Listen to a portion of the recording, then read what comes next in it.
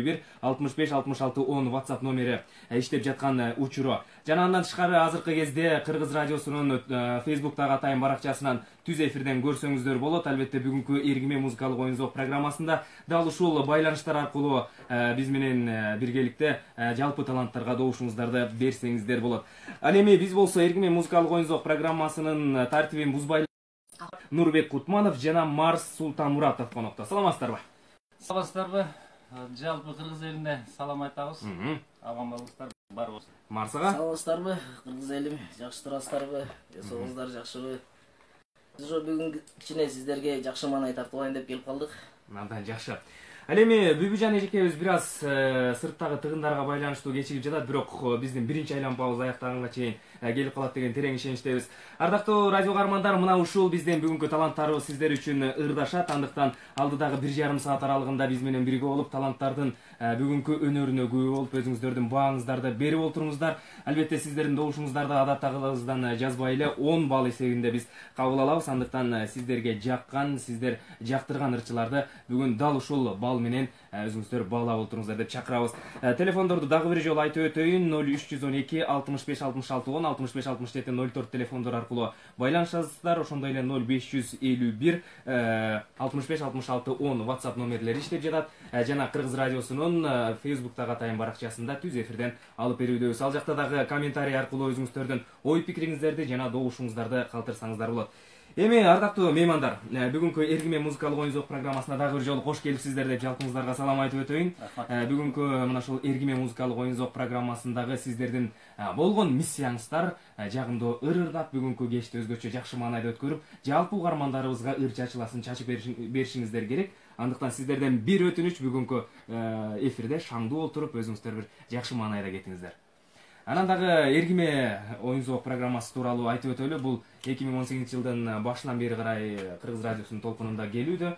Өзүңүздөр дагы күбө болуп жатсаңыздар керек, айрым учурларда ырчылар келип, мына ушул жагымдуу ырлар менен жалпы угармандарды сүйүнтүп аткан мезгили. Сиздер дагы Кудай буйруп бүгүнкү өтөрүбүздөн орун алып калдыңыздар. Эргиме музыкалык оюн-зоок программасынын негизги максаты бул авторлорду ырчылар аркылуу элге, күйөрмандарга, угармандарга жайылтуу. Себеби ушул авторлордун укугу боюнча маселе Кыргызстанда көтөрүлүп эле келатат. Албетте бул Эргиме менен чечилбейт, бирок аз да болсо биз жардам берели деген ниетте ушул программаны киргиздик оо толкунубузга. Эми Эргимедеги сиздердин эң башкы талап ошол авторлордун атын сөзсүз түрдө атап, анан ырыңыздарды аткарасыздар. Ал эми Эргиме музыкалык оюн-зоок программасы 5 конкурстан турат. Мунун 3-өө ыр сынак. Ыр сынак каалаган темада каалаган ырыңыздарды ырдайсыздар. Сиздерге чектөө койбойбуз. Баланча ыр ырдалсын, түкүнчө ыр ырдалбасын дебейбиз. Андыктан каалаган автордук ырларыңыздар болсо дагы мейли, кадимки залкарлардын ырларынан ырдайбыз десеңиздер дагы мейли. Ал эми 2 викториналык оюн балл эсебинде өлчөнөт. Ар бир жандырмакка ошондо 10 добуштан беребиз.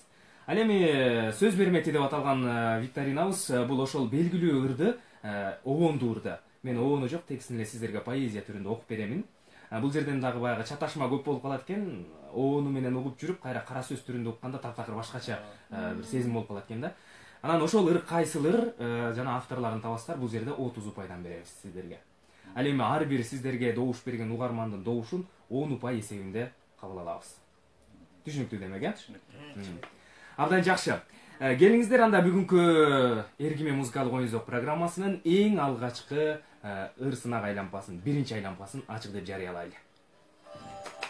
Баракелде. Келиптир да чыңгыз. Абдан жакшы. Азыр биз тияка жардамчыларга айтып коебуз. Келиңиздер анда. Кайсыл топ баштасын? Жигиттер баштасын, Жигиттер баштасын, Кырк чачулуу дечелек. Бал шекер тобу келиңиздер анда. Дуэт аткарасыздарбы, жалгыздан аткарасыздарбы? Ал команданын чечими. Андыктан өзүңүздөр каалап кайсыл экенин айтып коюп аткара берсеңиздер болот.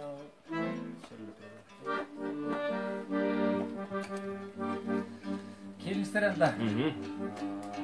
Жалпы замандаштарыбызга жакшы тилек арнап Бекборбиев агабыздын Замандаш деген чыгармасы. Эй, бале.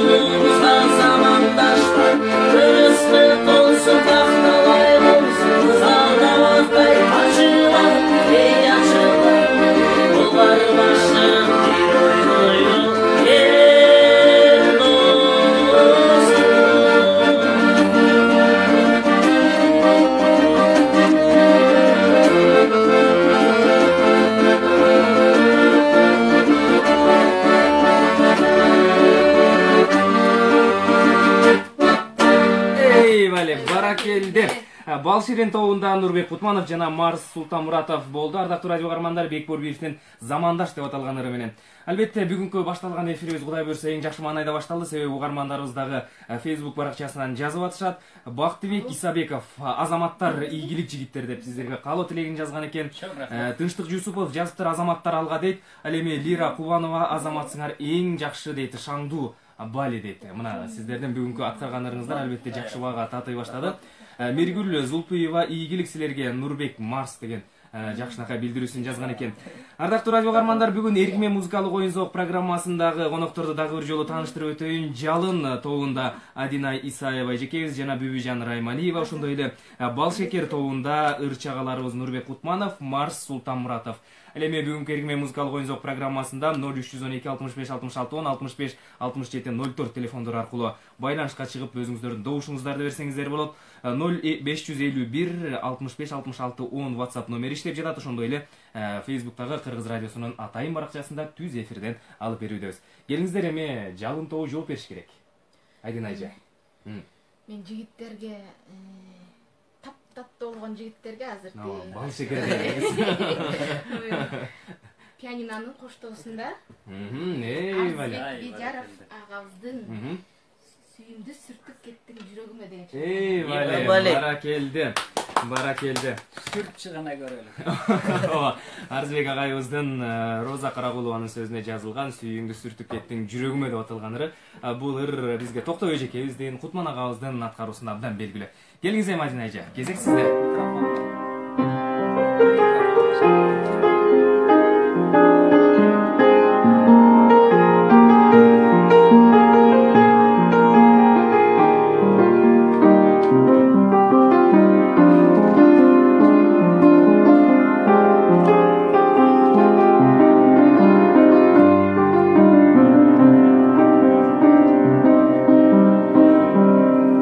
Ала тарыш,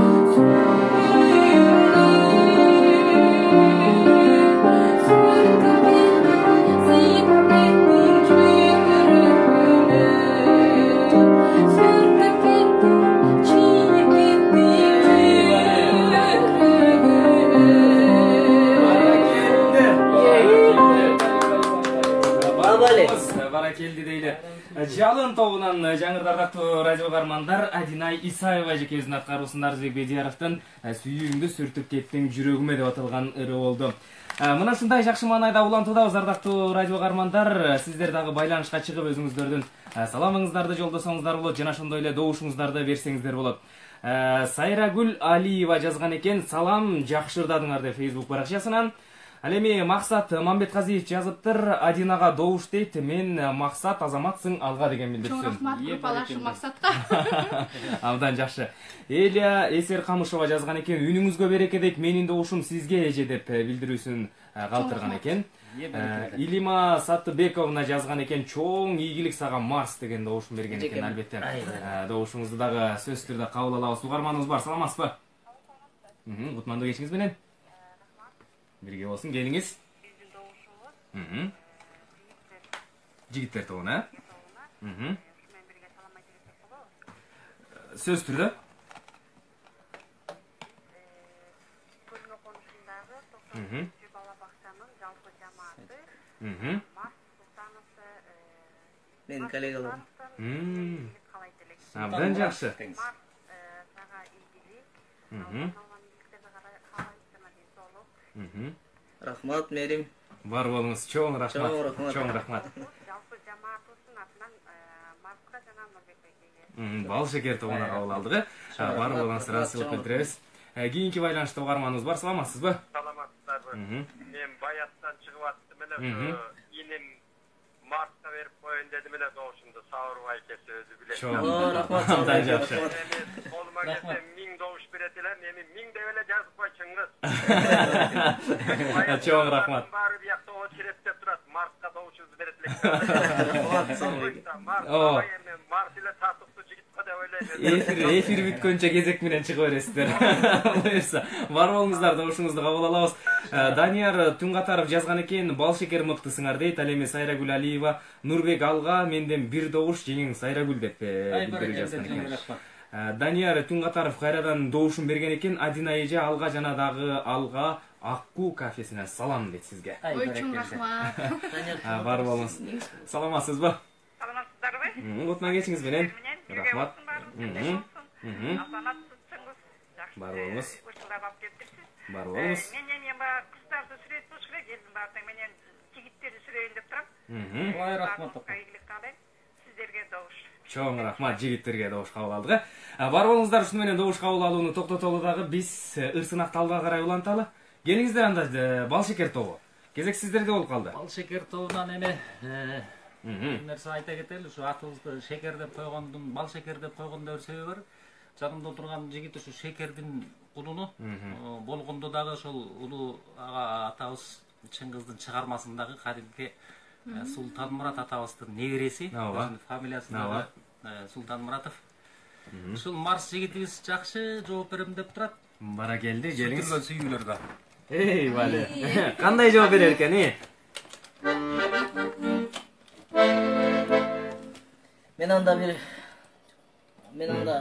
ошо өзүмдүн айылым шекер тууралуу ырдап коеюн. Бара келди. Авторлор? Басылбек агайыбыздын, Басылбек Сатыбеков деген агайыбыздын ыры болот. Өзүнүн айылдан шекер маттуу ырдап карап берип коеюн.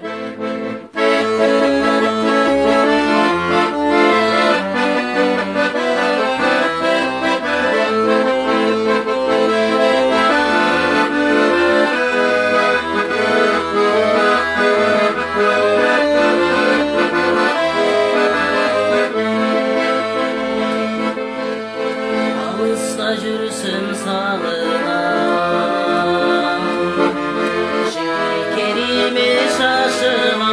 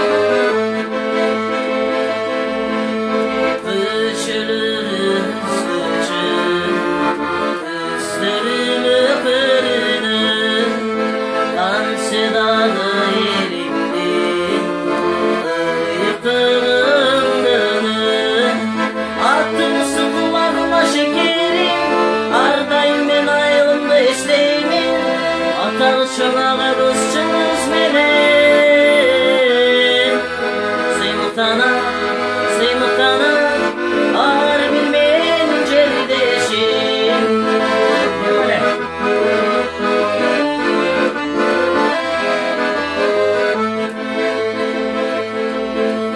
Aksakaldan ağlattı, kız gelinde rıymandı. Şanları benimdi, yaşların ıslalandı. Artımsın kulağıma şekerim, ardayım ben ayrılımda isteyimin. Atağı çınağımız çınırız benim. Sıymıktana, sıymıktana, ağır bilmeyen cerdeşim. Sıymıktana, sıymıktana, ağır bilmeyen cerdeşim. O şekerim şekerim. Бара келди. Албетте Шекер айылы бул жеке эле Кыргызстанда эмес, дүйнө жүзүнө таанылган айыл десек туура болот. Себеби ошол Чыңгыз атабыздын чыгармасы канча тилге которулса ошончо мамлекетте Шекер айылынын аты сөзсүз түрдө аталып, кандай жер экени сүрөттөлүп айтылып жүрөт. Бизге WhatsApp'tan билдирүү келген 45-46 менен аяктаган абонентибиз кандай Марс, куттуктайм сени дейт. Концертин концертке улана берсин дейт. Мындан кийин чоң ийгиликтерге жете бер деп билдирүү билдирген жазган экен. Ассаламу алейкум Марс брат деп гана жазган экен. Алейк салам добуш бер деп коюңуз эми. Алейк салам добуш бер. Аяк сандары 29-24 менен аяктаган абонентибиз. Угарманыбыз бар, саламатсызбы? Саламатсыздар Осман Бечинтерме. Рахмат, бирге болсун. Чоң рахмат, жакшы. О, Кубаныч байке, жакшысызбы? Рахмат, жакшы. Жакшы жүрөбүз. Келиңиз, кимдерге добуш бересиз? Бул жерде Кутманов Нурбек байке отурат. Нурбек, салам алейкум. Алейкум салам Кубанычбек, кандайсыз? Жакшы. Мхм. Сен чыгармачылыгыңды мен жакшы ойлойм, иштешүбүз. Сага кантип берди койгон, сага чыгармачылык эл каалайм. Рахмат. Чоң рахмат, Кубаныч байке. Рахмат байке. Добушту кимге? Добушту кимге? Нурбекке да. Ай, вали. Нурбек байке каалоо тилек айтып туруп, Айдын айжеге берип коет го деп ойлогом да мен. Бар болуңуз, Кубаныч байке, чоң рахмат. Салам дейт, эригүү дейт. Менин добушум Марска Тина группалашың деген билдирүү келген экен. Рахмат. Марс досум эң жакшы дейт. Марлис досум жана жына Накияшың дейт. Жына. Орусча кыргызча аралаш келип атат бул жака. Салам, Кыргыз радиосу Кара Буура районунун Шекер айылынан салам дейт. Биз Марс Султан Муратовду колдойбуз. Ийгилик деген билдирүү келген экен. Менин добушум Нурбек Кутмановго дейт. Мен Гүлжамал Дөөлөт Келдиева дейт. Бишкек шаары деген билдирүү келген экен. Саламатсызбы? Рахмат эжеке. Кутманды кечиңиз менен бирге болсун. Чоң рахмат. Абдан жакшы болот.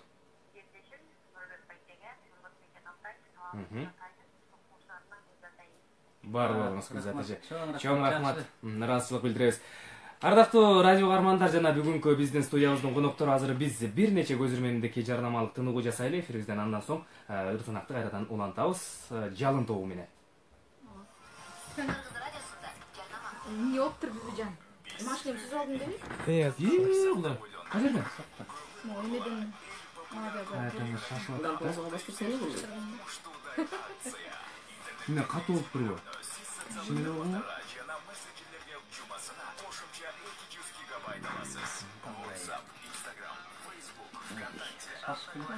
Жал-жалын чыгып бересиң, Жамил Акималиев. Жал.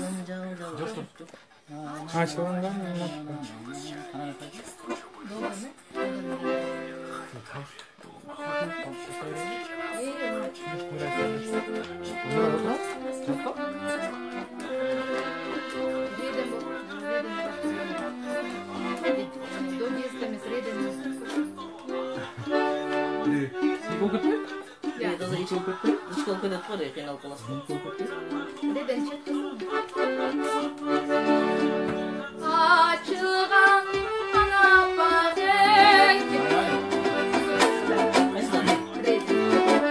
Doğdum. Ötünde Sarmerden'den öyle oynayıp durmadım. Sarmerden doğdan bu. Yok, Sarmerden'den altınızdı. Doğdum çek desem de seni koyma çek salak koy.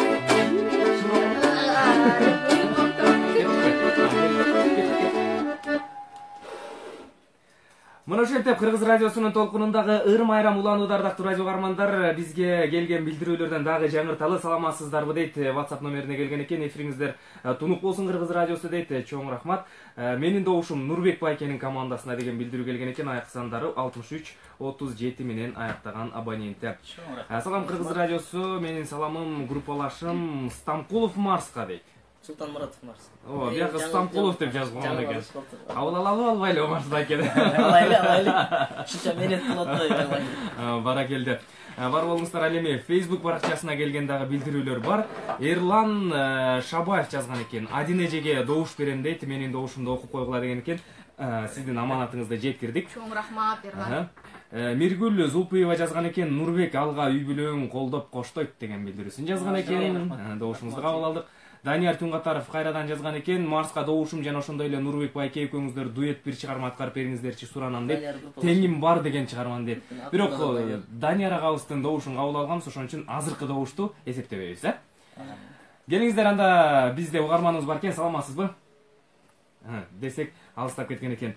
Биздин Бүбүжан эжекебиз орун алгыча мен бул жактагы маалыматтардан жаңыртып турайын, Бизге билдирүү келген экен. 5087 менен аяктаган абонентибиз. Кандайсыңар дейт, Марсага добуш дейт. Молодец, биз сен менен сыймыктанабыз. Марлис Наргиза деген билдирүү келген экен. Саламатсызбы Бүбүжан эже? Саламатчылык. Ден соолугуңуз жакшыбы? Кош келипсиз студиябызга. Бүгүнкү эфир абдан бир жакшы маанайда башталды. Анан негизги уланышы мен ойлоп атам, бул баягы легендарлуу бир эфир болот окшойт да. Себеби биякта легендага айланган кишилердин балдары отурган экен. Дегеним, Бүбүжан эжеге маалымат берип өтөлү. Бул жакта мына ошол кадимки залкар жазуучу Чыңгыз атабыздын чыгармасындагы эрте келген турналардагы башкы каарман Султанмурат атабыздын чыныгы небереси, өзүнүн небереси. Ал эми сиз болсо кадимки биздин Райман атабыздын небереси, Демек мына чыгарган кишилерден, бир залкар калемгерибиз мына 90 жылдыгы белгиленип атат быйыл, Кудай буйрса. Абдан жакшы бир маанай десек болот, Анан эжеке келиңиз. Сизге келип калды кезек. Кандай кыласыз? Саламатсыздарбы, урматтуу биздин Кыргыз радиосунун угармандары. Жалпыңыздарга жагымдуу тартылап биз дагы келип калдык. Анда эмесе шашып аябай.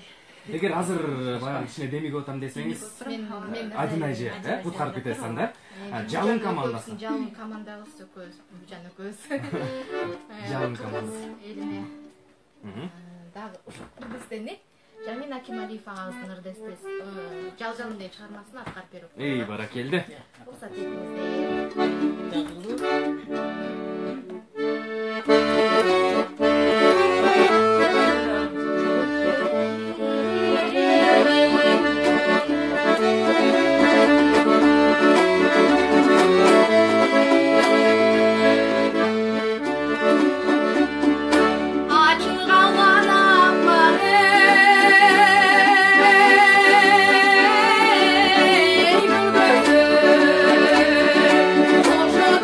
Boyun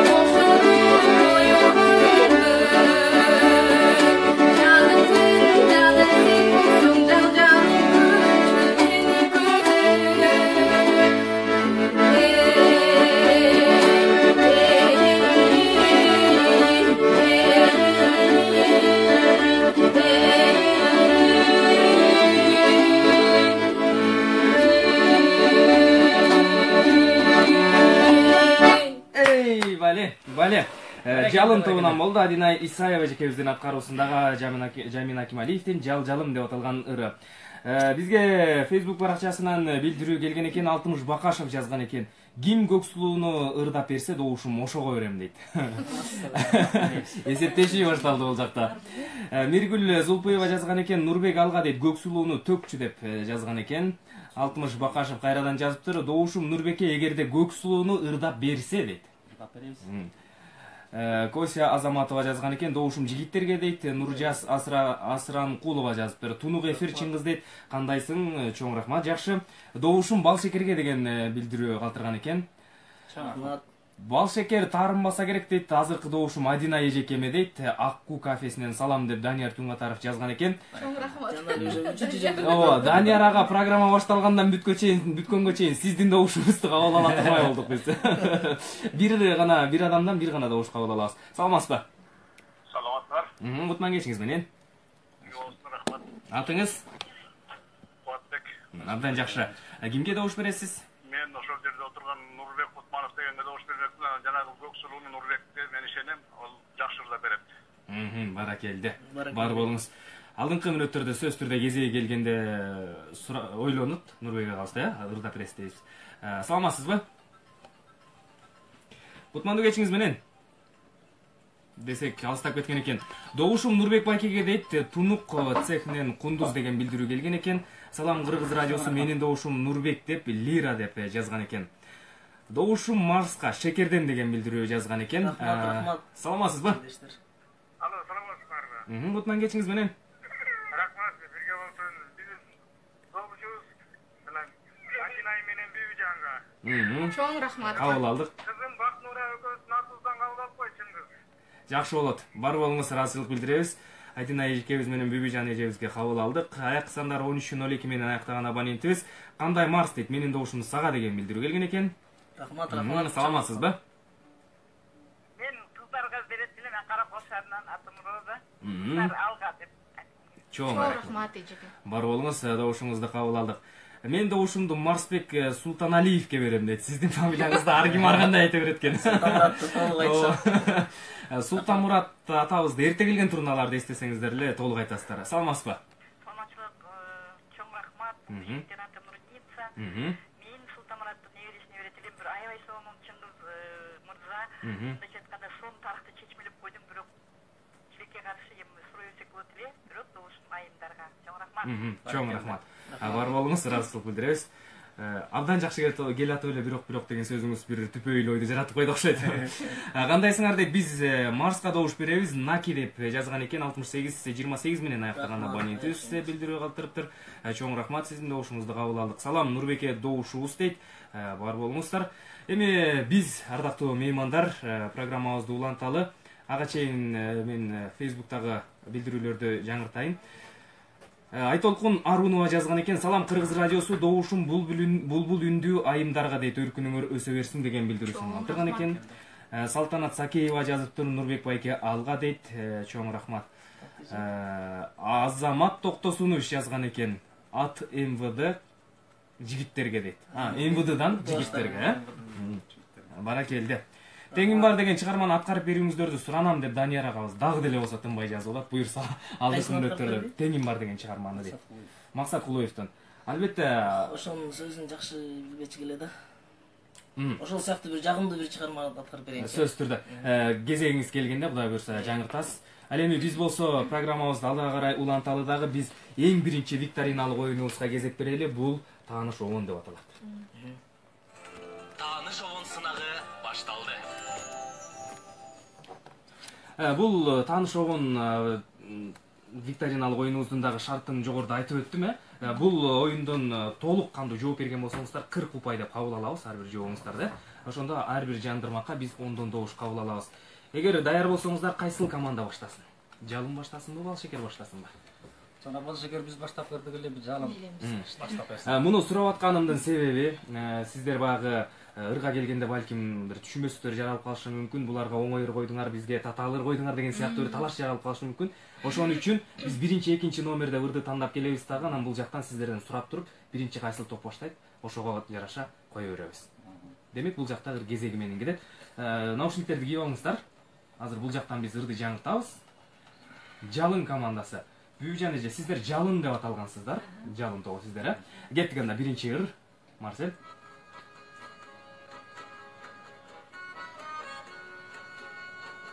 Абдан белгилүү ыр.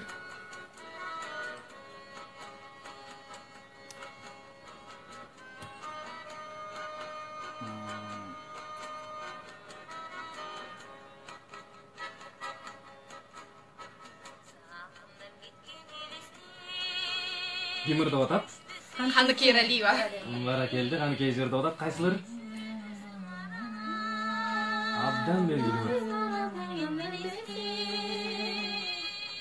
Азыркы кезде Айбек Касымов агабыз ырдап, абдан жакшы элге тартуулап койду. Каныкей эчеге чыга салбайсыздар. Күзгү элес беле. Жок. Бир нерсени күтүп аткандай маани да. Жеткиси келип. Эңсү. Баракелди Айдина. Эми авторлорун айтып коюңуздар. Обонун сөзү. Сөзүн оны Каныкей өзүн эле. Жок. Жакшы ойлонуп көрүңүздөр. Каныкей эме Бөдөшов агай. Оңой болсун деп ушундай жашырган элек да сиздергечи. 30 упай эми сөзү. Сөзү агайыбыз акындыкка баягы башкача өрөдөн келип аралашкан, таптакыр башкача өрөдө иштеген инсан. Бирок ошол эле учурда бул кишинин сөздөрүнө абдан жакшы обондор чыккан. Өтө белгилүү ырлары бар. Кимди ойлойсуздар? Акын эмесе? Эми акын деп баягы айтылып жүрөт, бирок толук кандуу баягы өзү акын болуп поэзияга, адабиятка аралашкан инсан эмес, кесиби бөлөк. Байдылда. Жок. Андан берээктеги кишилер. Курулуш тармагында эмгектенген инсан болгон. Жок. Жооп барбы, жокпу?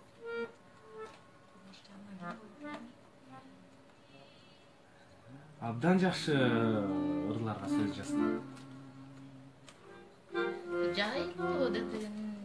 Жок. Сиздерде жооп барбы? Жок. Билбейсиздер, Акыркы жообуңуздар? Таппай калдыңыздар, Бул Каныкей Эралиеванын аткаруусундагы жаңырып аткан ыр, Эңсүү деп аталган ыр, обону Атайбек Бөдөшовдуку, сөзү Аскар Исаев деген агайыбыздыкы. Сиздин агаңыз турбайбы? Сиздин фамилияңыз окшош экен, Абдан жакшы. Атайын Чыңгыз фамилиясы сизге окшош Баракелди. Эми келиңиздер, бал шекер тобу даяр болсо, биз кийинки ырды жаңырталы. Кудай сактады. Жок, бал шекер тобу.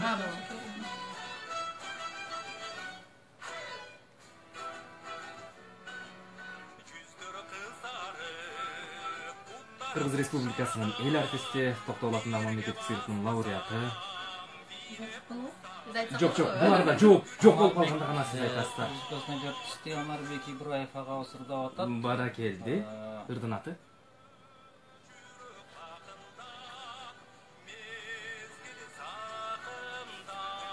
Оон жазган инсан маэстро, алдагы Кыргыз Республикасынын Баракелди. Сөзү? Эгер Сардарбек агайдын чыгармачылыгын жакшылап билген болсоңуз, сөзүн оңой эле табасыз. Анткени ушул акыныбыздын дөө акын десек болот, эми мындайча айтканда, ушул акыныбыздын ырларына абдан көп обон жазган. Дөө акыныбыз деген жок. Дөө акыныбыз дегендин бир себеби бул кыргыз поэзиясындагы чыгармачылыгы абдан баягы чоң масштабта өрүш алган инсан. Анан кыргыз музыкасында да айтып келишет, эң көп обон ушул инсандын сөзүнө жазылган. Эң көп обон. Ким болду экен? Ырдын аты жана сөзүн жазган инсан калды. Марсага. Ырды кой. Жок. Түгүлбай агайыбыз композитор, оончу. Акынын издеп атасыздар, эң акынын. Сардарбек Жумалиев обону Анарбек Ибраев агайыбыз аткарууда. Сиздерде жооп барбы? Бүбүжан эже, Адина эже. Эгер болсо азырынча болуп, ооба бар дей туруңуздар. Жооп бар, Сиздер бересиздерби? Жооп беришсинби? Берелими? Кана? Кыялбек Урманбет. Жок, Кыялбек Урманбетов эмес. Аябай кетип атса.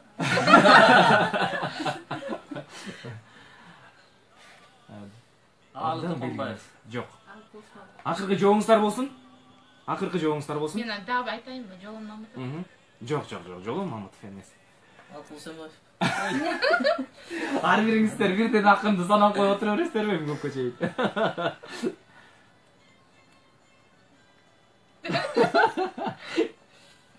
Кичине жардам берип койсоңор болот го.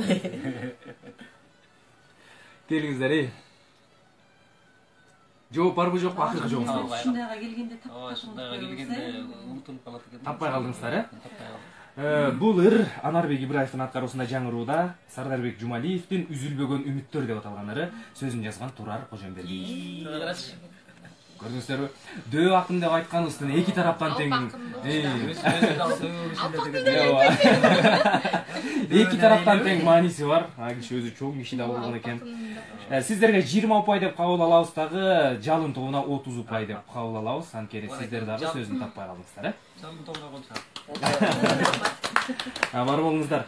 Негизинен эле ушул авторлорду баягы биле жүрүү бул ырчылардын негизги бир милдети болуш керек деген ойдобуз. Анткени ушул программанын негизги максаты дагы ушул. Себеби ырчылардын көбүн алып келгенибизде оончун айтат деле акынды эч кимси таппай калат да. Белгилүү акын мына ушул сыяктуу эле Анатай Өмүрканов агайыбызды таппай калгандар болот. Турар Кожомбердиев агабызды таппай калгандар болот. Адаштырып жибергендер болот. Ооба, ошондой болуп калат экен. WhatsApp'ка билдирүү келген экен, Марска добушумду берем дейт. Жана ошондой эле аяк сандары 24-29 менен аяктаган абонентибиз Добушум Нурбеке дейт. Айжан аттуу угарманыбыздан келген экен, чоң рахмат. Салам, менин Добушум Нурбек байкеге ийгилик алга дейт. Зарин аттуу угарманыбыз жазган экен. Саламатсызбы? Саламатсызбы, кутмандуу кечиңиз менен. Алло. Угуп атабыз. Саламатсыздарбы? Саламатсызбы? Кутмандуу кечиңер менен. Рахмат, бирге болсун. Мен ушул жерде Нурбек деген аты кашым отурат. Менин атым Нурбек. Ушул Нурбекке добуш берейин, сразу эле 100 упай берип койбоймунбу? Пейилиңиз жакшы экен, бар болуңуз. Жана Көксулуу деген сураны ачпай, Ооба. ошондо берип койсо жакшы болот эле Нурбек. Чоң рахмат, бар болуңуз. Чоң рахмат, ыраазычылык билдирели. Убакыт деген учкан куш, бат эле баягы алып учуп алдыны көздөй зымырап аткан мезгил, ошон үчүн келиңиздер эми сиздердин эң башкы милдетиңиздер ырдоо болгондон кийин биз ыр сынагыбыздын экинчи айланмасын ачык деп жарыялайлы дагы. Биз эч кимден сурабастан эле Бүбүжан эжебизге кезектей таратып коебуз. Чоң рахмат. Жакшы болот. Эмесе кыргыз элиме мен дагы ар бир жакшы тартып отурган ырлардын бирин аткарып берип коеюн. Жакшы болот. Мендеги махабат дегендерди кабыл алып коюңуздар. Баракалла. Баракалла.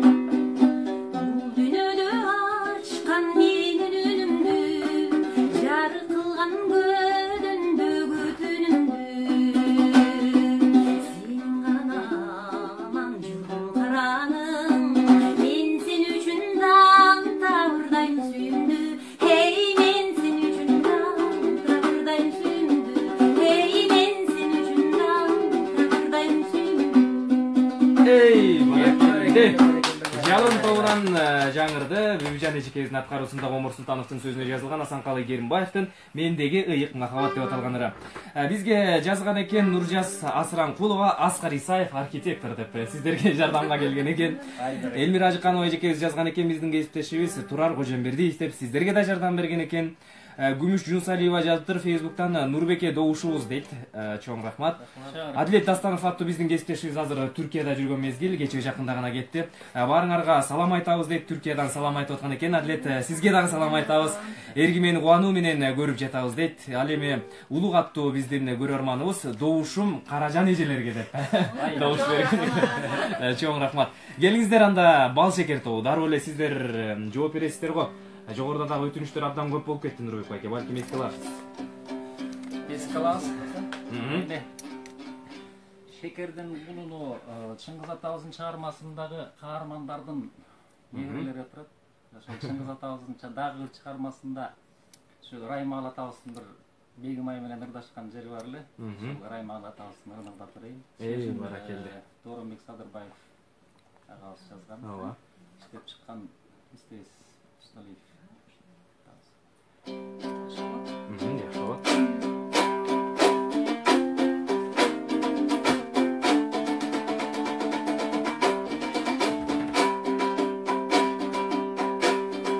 Kayıptan gana paydanı buldum.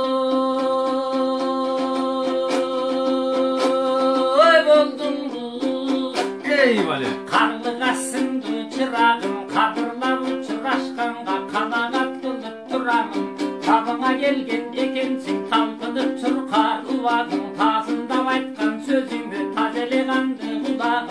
Uqqansıp kaldım ününgdün çırağım kazattım öldüre bulağım. Ey barakelde.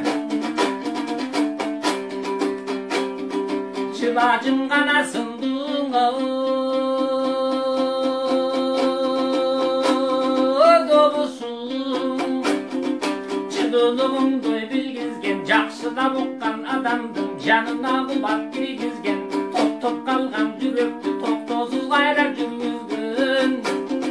Togülünde açılgana, ışı totele uzun sen kimsin?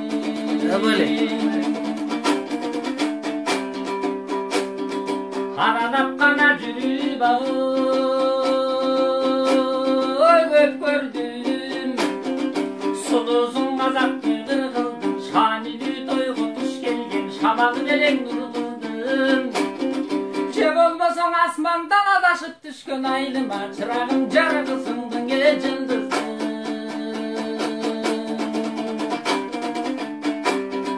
Özüngde gana gömdüğün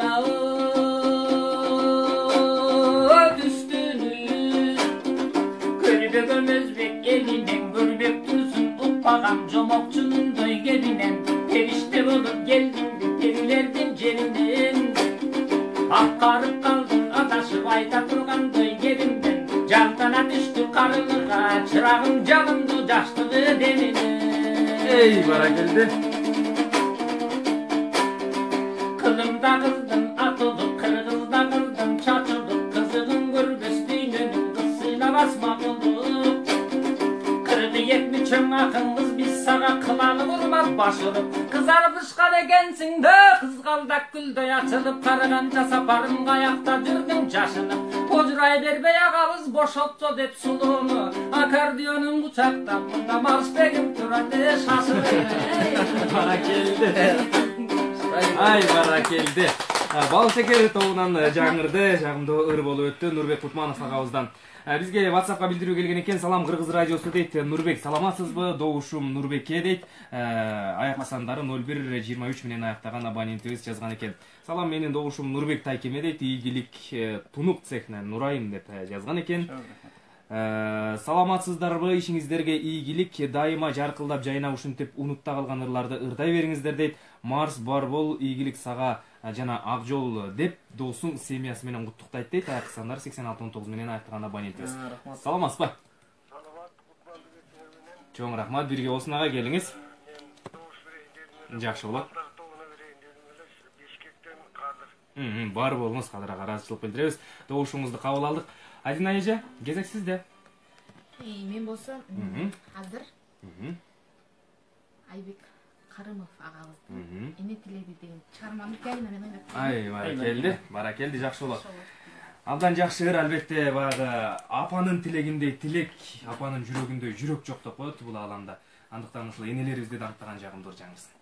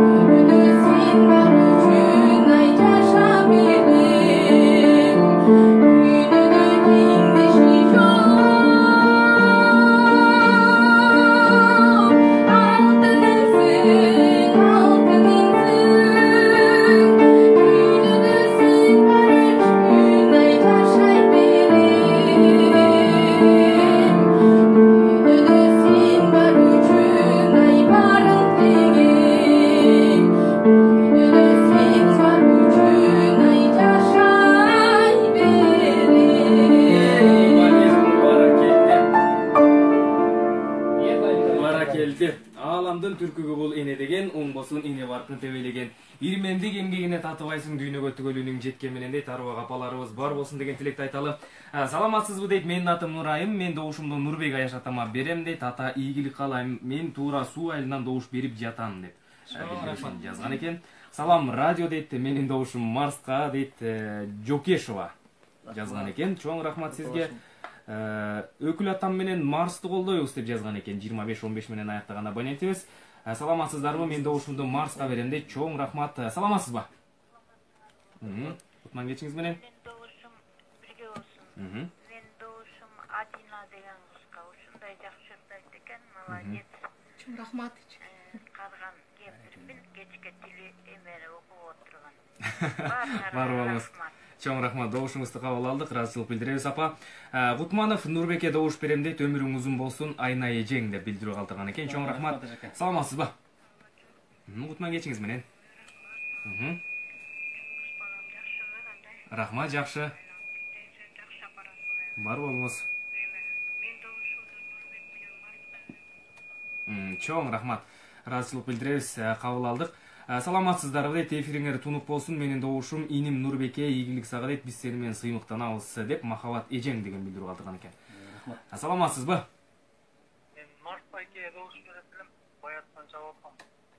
Чоң рахмат. Очередь аралатып чалып атышат окшойт да улам. Чоң рахмат, бар болуңуз. Саламатсыздарбы дейт Кутманов Нурбек. Таекеме добуш берем, өмүрүңүз узун, ден соолугуңуз чың, чыгармачылык иштериңизге ийгилик дейт. Кара Талаадагы Гүлзат деп жазган экен. Мен да добуш дейт Раймалга деп жазган экен. Ысымым Элиса Тойгонова. Чоң рахмат. Чоң рахмат сизге. Раймал атабыздын небереси Бүбүжан эжекебиз, Бүбүжан Раймалиева бизде конокто бүгүн. Раймалдаган Нурбек байкеге чыгды. Абдан жакшы билдирүү экен, Чоң рахмат айталы. Саламатсыздар дейт. Бардыгыңыздарга салам, добушум Марс байкелерге дейт. Чоң рахмат. Салам Марска добушум деп билдирүү калтырган экен. Ыраазычылык билдиребиз. Ал эми бул жактан Салтанат Сакеева жазыптыр. Коллективдин атынан миң добуш Нурбек байкеге дейт, сурааныч окуп коюңуздар деп жазган экен. Чоң рахмат Салтанат Сакеева, сиздин добушуңузду кабыл алдык. Эми биз ырсынактуу уланталы дагы кезекти Марс агабызга берели. Бал шекер тобунан кайсыларды аткарып бересиз? Азыркы мындайча айтканда катуу популярдуу болуп аткан жүрөк сыры дегенди аткарып берейин. Ишен Марат уулунун жүрөк сырын аткарып берейин. Ишен Назаров. Жок, Марат уулу. Кытайлык кыргыз Ишен Марат уулу.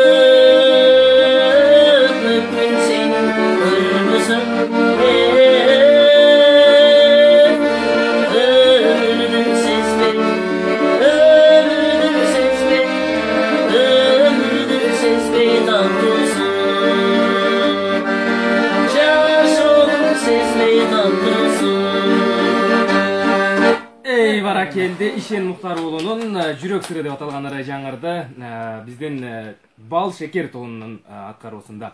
Бизде болсо WhatsAppка келген билдирүү бар. Салам Кыргыз радиосу Добушум Бал Шекер командасына дейт, алга жигиттер деп Гүлир аттуу барманыбыз жазган экен. Аяк сандары 81-25 менен аяктаган абонентибиз. Менин Добушум Марска дейт, ишиңе ийгилик деп Аяшкан Гүлиза жазган экен. Бар болуңуз. Чоң рахмат. Бардык катышуучуларга жашоодогу ийгиликтерди каалайм дейт. Деги эле таланттуу жаралган адамдарды баалоочуларданбыз деп. Жогоруда бизге Добушумду Раймалга берем деп жазганы кармаңыз. Кайрадан билдирүүсүн жазган экен. Чоң рахмат. Талантты сыйлап. Ооба.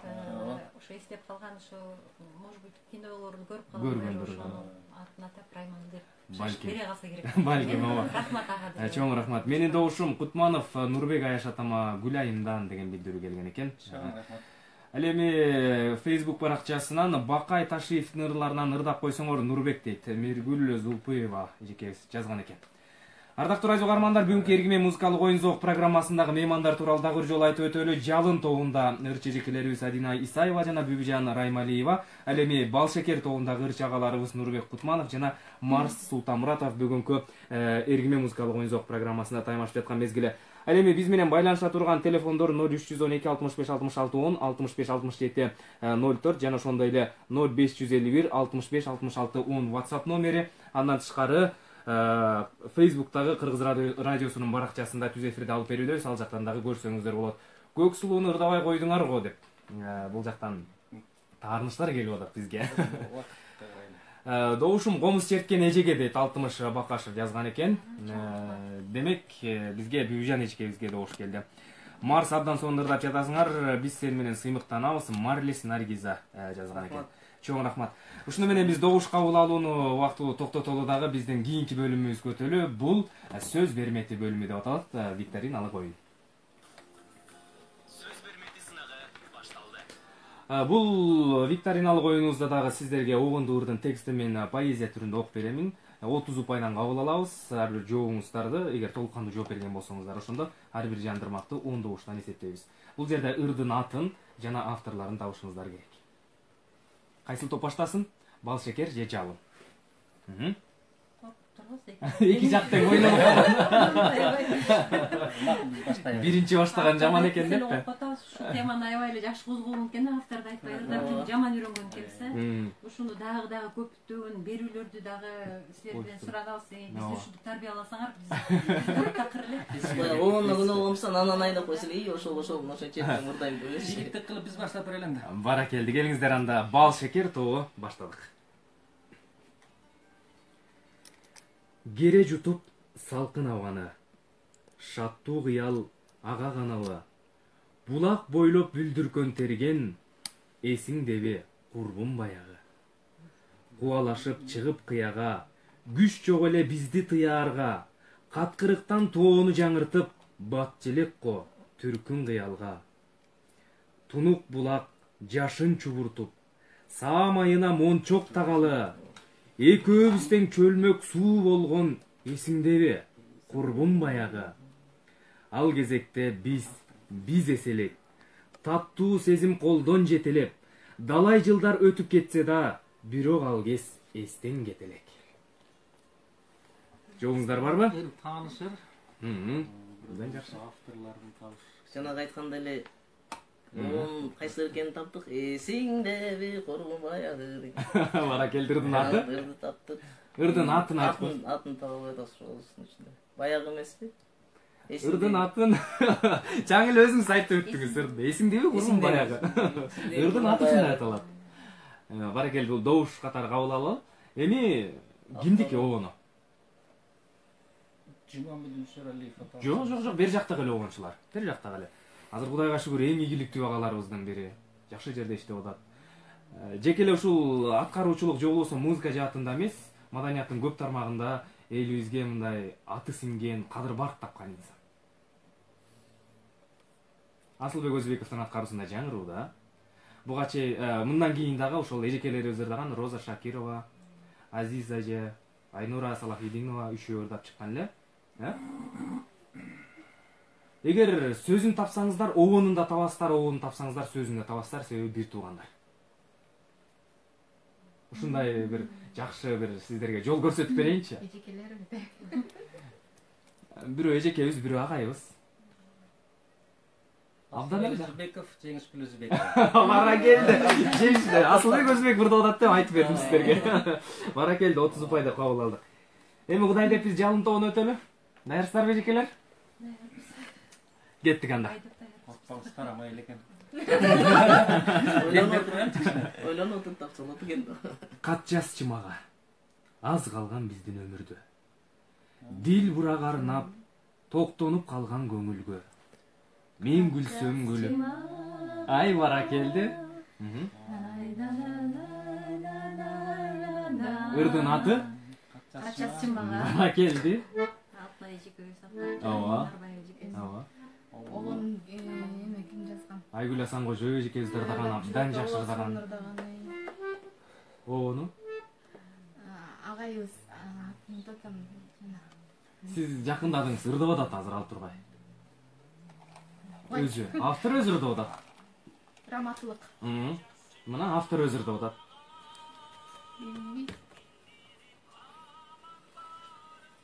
Бүйжаны катуу айта бериңиз. 60 Жок. Мен билем. Абдан бир жүрөк титиреткен дагы бир ата журт жөнүндө сонун жазган. Жолдубай айып. Жок. Таптыңыз э. Жөн эле жүрөк түркүрөткөн. Бул ырдагы ошонун автору. Агайыбыз драматылык. Осман агабыз айтайын эле деп атат. Айта берейинби? Жок, бул жак таппай калдык дегенде гана жооп бересиз. Берсе жок. Деме билесиз. Дурдананы ырдаган. Ооба. Баракелди, Шамшыр Өтөбай, баракелди.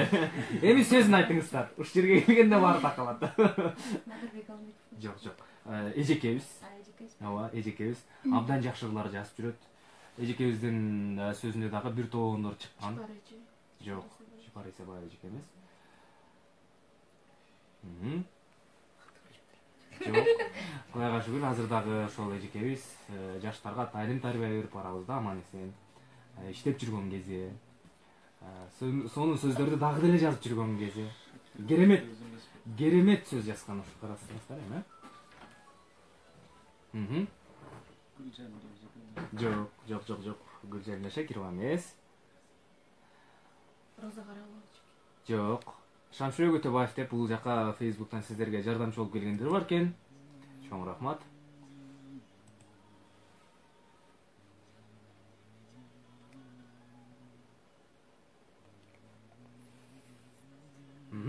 Жооп барбы? Айнайжа? Чалгыстан. Жооп. Сөзүндө. Ооба. Сиздерде жооп барбы? Ишенимдүү эмес. Ишенимдүү эмес, Марсага. Бар. Айтерсем болобу? Айнайжа? Биз таппайбыз го. Айтып көрүңүз. Рамбек Осмонов. Эжекелер атындарды айтса сен. Майрамбек байке укса, сонун жооп берет сизгечи. Майрамбек байке бул берүүнү угуп кала турган болсо, сонун жооп берет. Таппай калдыңыздар, э? Жардам берип койсоңор. Азыркы кезде Кыргыз Кыргыз туусунда иштеп жүргөн эжекебиз, буга чейин мен барып жоолукканымда. Ошол жактан барып жоолугуп, дал ушул ыр тууралуу эжеке көз бир топко чейин сүйлөшүп отуруп келгенде. Көрдүк эмес беле. Чынында эжекенин жердигин билбейт экен. Бирок кыргыз поэзиясында, кыргыз музыкасында өзгөчө аты бир жакшы кадыр-барк менен айтылып келе жаткан эжекебиз. Жооңуздар, акыркы жооңуздар, э? Келиңиздер, ушул акыркы жооп болсун, Айдын эже, Бибижан эже. Эме ким эже? Жана ким да Эстеңиз. Айтчы мен айтып берейин. Таптайчы дейм. Жок. Туура эмес эжекебиз. Жок, Гүлжамина Шакирова эжекенин эмес. Жок. Таппай калдыңыздар демек, э? Жок. Жок, анык эмес. Айтчы, Жан. өзүбүздүн кемчилигибизди биле жүрө эле. Сиздердин бул жообуңуздарды таппай калды деп кабыл алалы. Шамшыбек Өтөбаевдин кат жазчымага деп аталган ыры сөзүн жазган Фатима Абдалова. Фатима эжекебиз. Чоң рахмат, бар болуңуздар, биздин карамагыбызда аз гана убакыт калды. Тоң районунун Туура суу айылынын ырчы жигити Нурбек байкеге 1000 добуш берем, үнүңүздөн талантыңыз ташкындай берсин деп. WhatsApp'та окуп атасыңар го деген таарынычын жазган экен 6337 менен аяктаган абонентибиз. Албетте сиздикин жеткирдик өз дарегине. Менин добушум Марс байкеге дейт, ийгилик алга Баяттан салам деп жазган экен. Радиодон Марс Султанмуратовдун ырын уктук деген жазуу билдирүү келген экен. 0083 менен аяктаган абонентибиз. Чоң рахмат. Добушум кыздарга дейт, Казармандан жазган экен. Чоң рахмат. Баракелде. Ыраазычылык билдиребиз. Саламатсыздарбы? Нурбек Кутмановго 1 добуш деп билдирүү жөнөткөн экен. Терең ыраазычылык билдиребиз. Салам, добушум Нурбек байкеге алга дейт. Чоң рахмат. Нурбек Кутманов алга деген Нурзаттан деген билдирүү келген экен. Чоң рахмат. Мен добушумду Нурбек Айшатама берем, Аяш кызы Гүлмээрим дейт. Сиздин болгон батальонуңуз көрүп аткан экен бүгүнкү күндө. Биздин эжекелерибизге 9 тородон дагы бир добуш келген экен, Эдил аттуу угарманыбыздан. Ыраазычылык билдиребиз. Асел Табылды кызы жазыптыр. Менин катымды окуй койдуңуз го дейт. Кайрадан жазып койсоңуз өз дарегине жеткире эле. Фатима Абдалова деп Алтымыш Бакашев сиздерге абдан жардам берген экен Facebook'тан. Келиңиздер, эми биздин карамагыбызда өтө эле аз убакыт калды. Андыктан сиздерден сураныч дуэт кылып балким ырдап бересиздер, Ошондой гана убактыбыз калган экен, ошон үчүн убакытты үнөмдөйлү. Биздин убактыбыздын көбү ушул авторлорду табууга кетип калды окшойт. Келиңиздер, анда биздин эжекелерибиз даяр болгончо бал шекер тобу сиздер аткара берсеңиздер.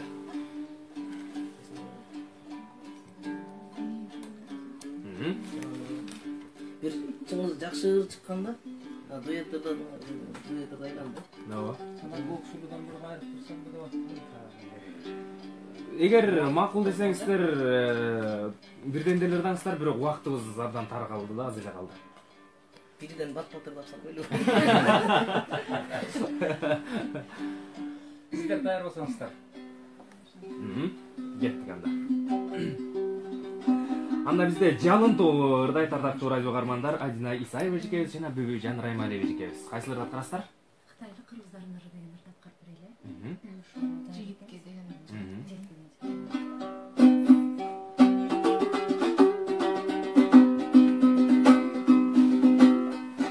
Келгенде эле сиздин айылга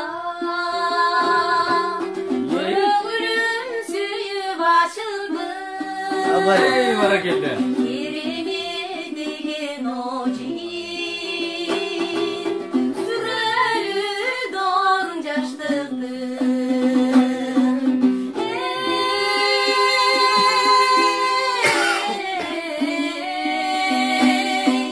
Сүрөлү дон жаштыктын. Баракелде.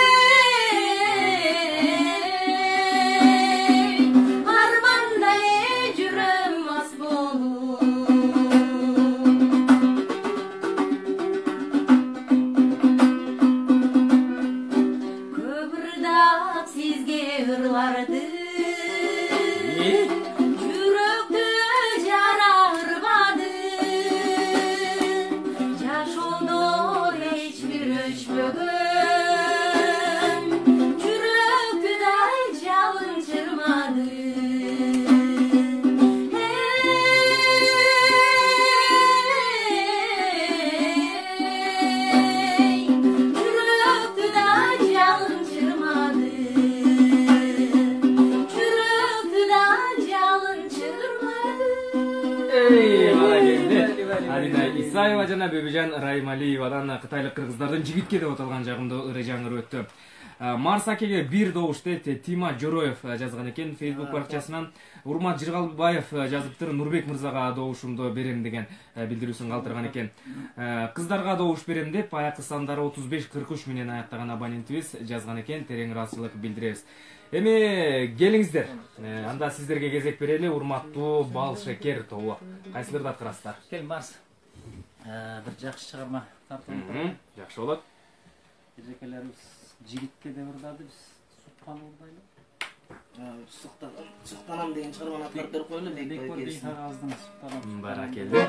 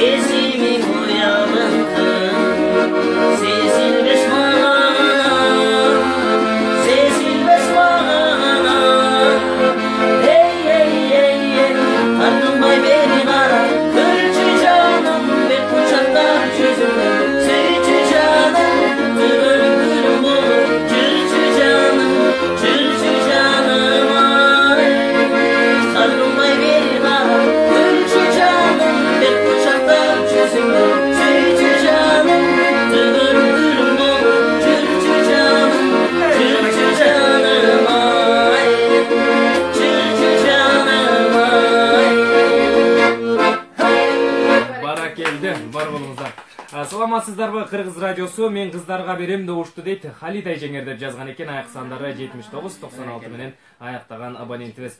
Саламатсыздарбы, аябай сонун ыр дейт. Марс байкеге кааларым чыңден солук, ишине ийгилик, ырды кайсыл сайттан алуу уксак болот дейт. Ардактуу радио кармандар, биздин дал ушул программабызды кайрадан Facebook баракчасынан Кыргыз радиосунун өздүк баракчасына кирип ошол жерден уксаңыздар болот. Толук бойдон көрсөңүздөр болот түз эфирде.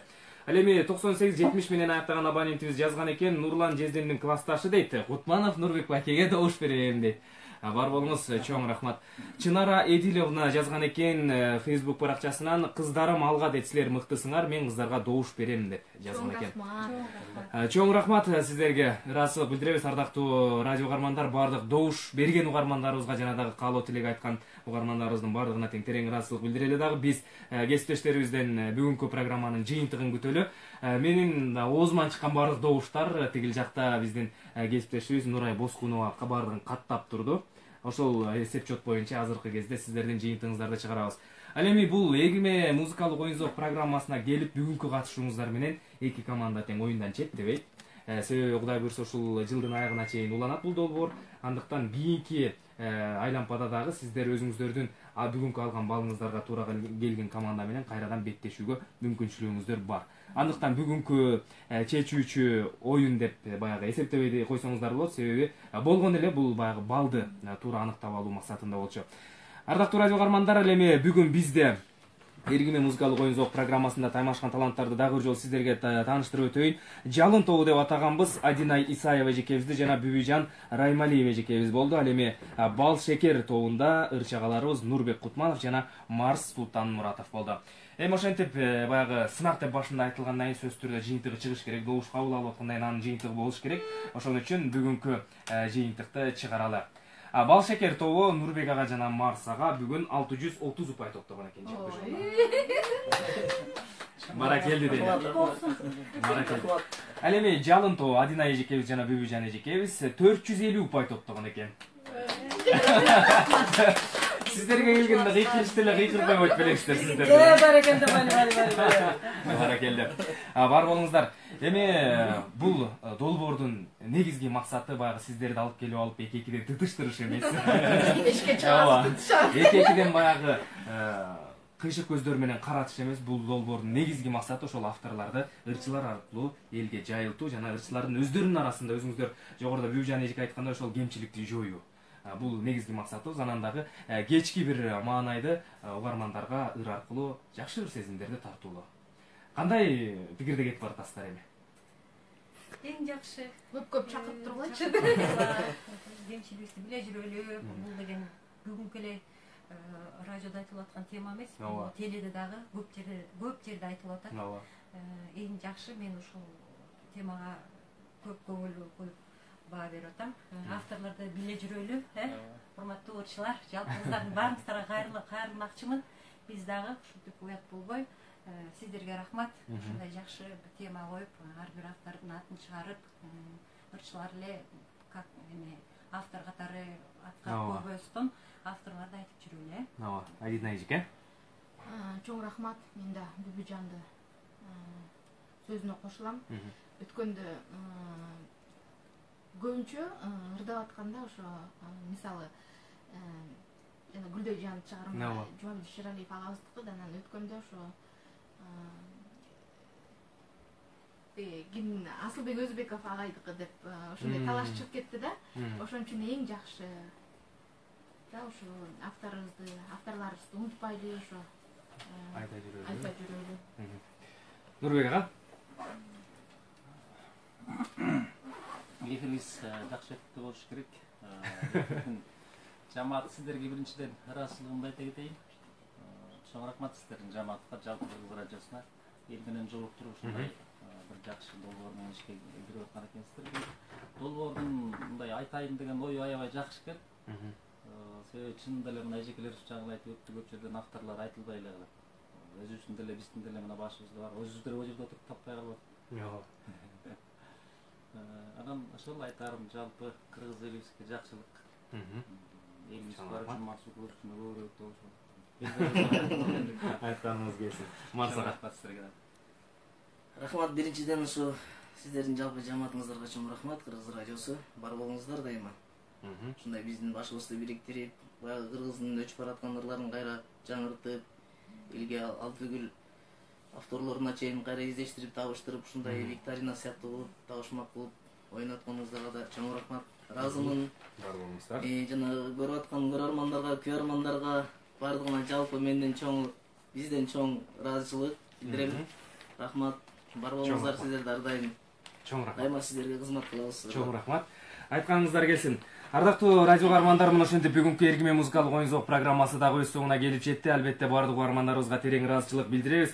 Жана келген бүгүнкү биздин таланттарыбызга дагы ыраазычылык билдиребиз. Чыгармачылыгыңыздар мындан ары дагы албан ийгиликтерди каалайлы, өзүңүздөргө бекем ден соолук каалайбыз. Ден соолугуңуздар болсо, анан сиздер мына ушинтип угармандарыбызга жагымдуу маанай тартуулап жүрөсүздөр деген ойдобуз. Ар убак мына ушундай теледен болобу же болбосо той топурданбы, радиодонбу айтор жалаң угармандарыбыз үчүн, элибиз үчүн ырдап таанышып жүрө бериңиздер. Бар болуңуздар. Сиздерге да чоң рахмат. Ардактуу радио каармандар, бүгүнкү эргиме музыкалык оюн зоок программасын мен Чыңгыз Рыскелиев алып бардым. Ал эми толкун туташтыгын Марсель Кыдырмышев башкарды. Программаны обого алып чыгууда кесиптештерим Адилет Артыкбеков жана Нурай Боскунова жардам беришти. Бардыгыңыздарга терең ыраазычылык билдиребиз. Кечиңиздер көңүлдүү улансын. Ал эми мындан аркы программабыздагы уктуруулардын жүрүшүн Ыр десте музыкалык куттуктоо программасы улантат. Микрофонду мен кесиптешим Улукман Атабеков койуп көрүп берем. Кечиңиздер көңүлдүү улансын.